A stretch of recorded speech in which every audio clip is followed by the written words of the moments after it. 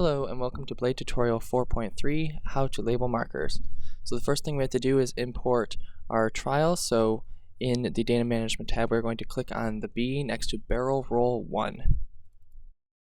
And there is our trial. So first thing we have to do is label these markers. We're going to come over here to Character Management, the only time you'll ever use it, and create a new setup file. And we're going to select BBL tracking. So this is our tracking marker set, and press open. Now our character name pops up. So this guy is named Rob, and we're going to press OK. You can name it whatever you want. And let's exit out of that. Over here in the labeling, you can see all of the marker names for the BBL marker set. And now we go to labeling. So we're going to click the labeling tab. And we're not going to do auto label, we're going to do it by hand. So let's minimize that, and there is the labeling. Minimize by pressing the pin. And we're going to come down to label, in advanced label list, and select ranges.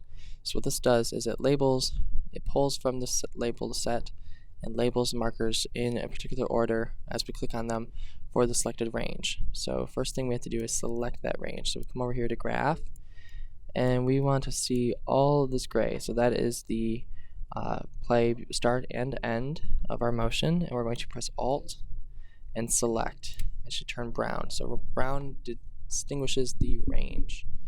We're going to zoom in here, and we're going to start labeling with our first marker, which is the right front head.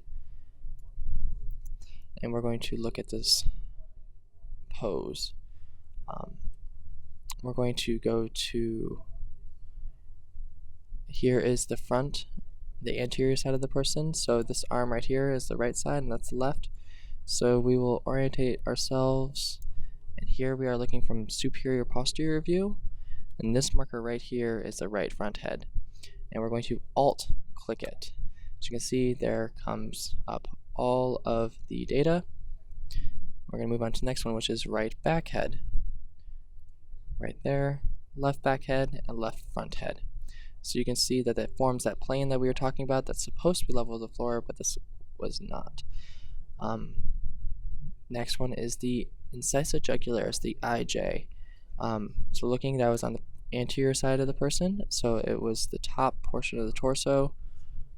So this marker right here is the IJ. Next is the XI, or the xiphoid process, which is right posterior to it on the front, and that's it right there. Next marker is the C7, which is basically the neck, and it's pretty obvious. It's this one right here. Then it goes on to T10, which is directly in line with C7, but down a little bit, and that's the T10 marker right there. As you can see, that's his spine. That link is the spine. And the one arbitrary marker we have is the R back, which is right there.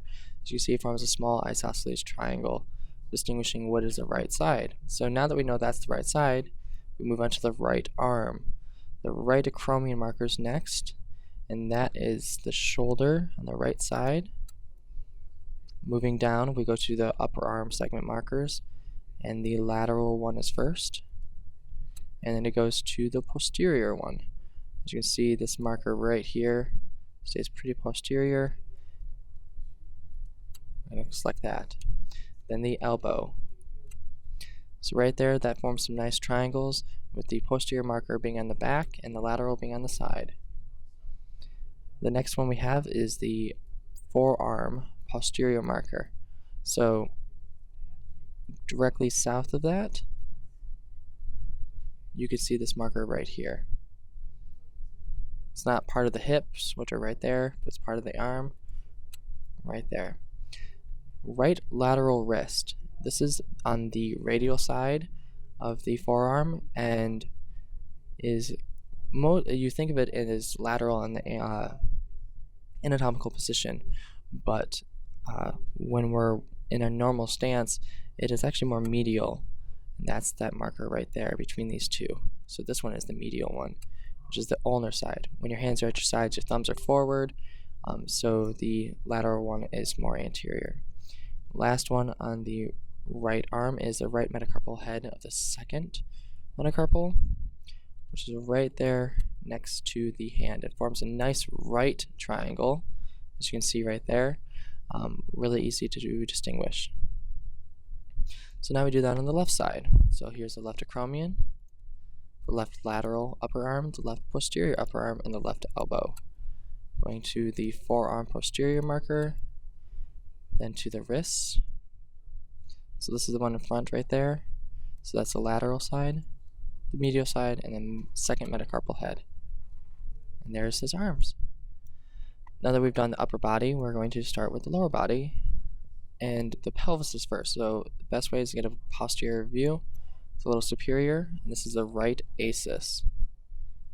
Right pieces, left pieces, left acis.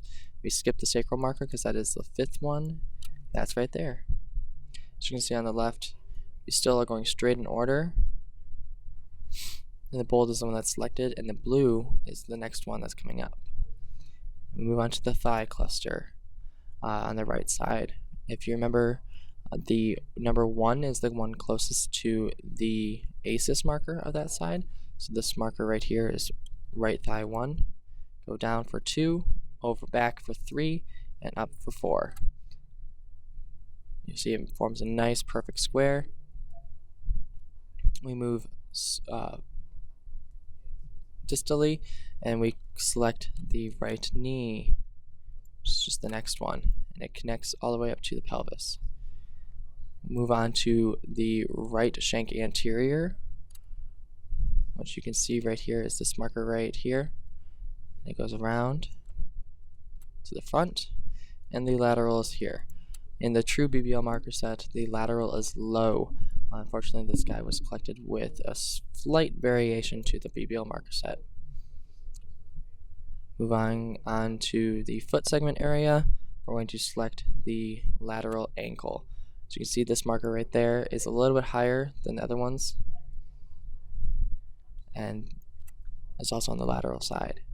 So that is right lateral ankle. Moving closer, we're going to see the second metatarsal head, the fifth, the lateral foot, and then the heel. And there's your right foot. Let's move to the left side. Remembering that this is the acis marker, so 1 is the one closest to it. Down for 2, over back for 3, up for 4. And there's the nice thigh cluster. The left knee. And then we do anterior first, which is this one right here, and then lateral. Moving down to the ankle joint. This is the lateral ankle. Then we do second metatarsal head, fifth, the lateral foot at the cuboid bone, and the heel at the calcaneus. And that right there is our completed labeling system. As you can see over here, we have some unlabeled markers left. And we have some gaps in depending on each marker. So the xiphoid marker, for example, only has the first couple frames and then it goes missing. But if we look up at the unlabeled markers, 84 looks like it's a pretty good fit to fit into that hole. So we're going to come over here and pressing N, it finds the next unlabeled marker. First thing we do is we see over here in the data health box, unlabeled marker 55 was chosen. It's a little white. Over here in the selection you can see 55 as well. But we look in the graph area and there is no data points or no graph of any sort. And you can see that there's no green up in the data health either. So this is something called a ghost marker, which means that a label was made for some reason by Vicon and yet has no data. So what we're going to do is just press delete. It's unnecessary. And we're going to press N now, and we're going to see that unlabeled marker number 80 was selected, and it has some data points as you can see in the graph. So we're going to see where that is. easy thing to do when you're doing unlabeled markers is track objects. So double clicking in that, you can zoom in and you see that this marker right here is pretty far away from the body, which is way over there at the origin. So through this entire time of data, this is something called a false marker. And what you'll want to do is you'll want to select all of the frames, all the data points that is supposed to be gone and deleted, and you just delete it.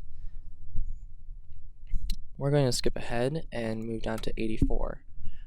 As you can see, there's some good data, huge actual kinematic data here, and we're going to figure out which one that is. So come over here, we're going to double click on tracking markers and then zoom in and find out where that is.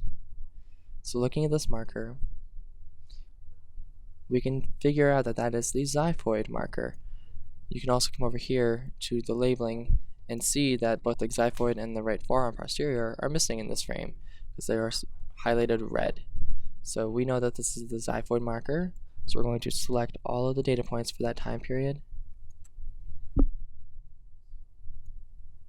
and select XI.